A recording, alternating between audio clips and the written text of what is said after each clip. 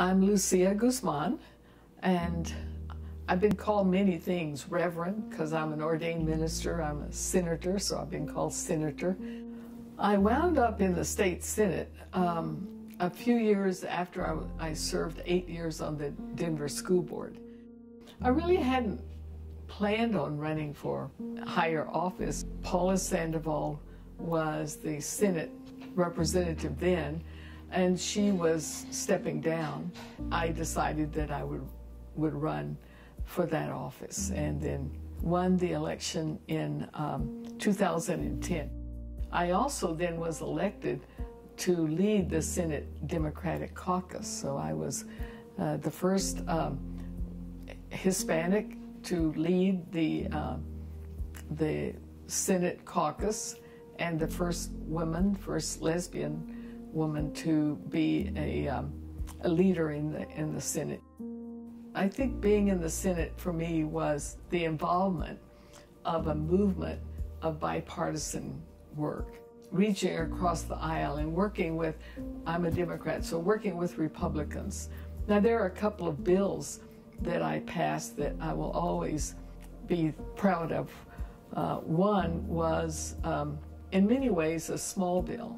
People who have MS have to have certain temperatures in their home. I worked with Xcel Energy and the PUC to approve a bill that would allow different rates for those who have MS, so that they would be able to afford to have the kind of climate that they need. Another bill that made the law that says if you are wrongly incarcerated in one of our prisons, it can be proven that you are innocent, that you will be released, you will be paid back by the state of Colorado up to so many years, up to so much money, be given opportunity for education, be given opportunity for health care, all of those kinds of things to try to right the wrong. Only one other bill that stands out, and that was the passage of the Civil Unions Bill in 2013.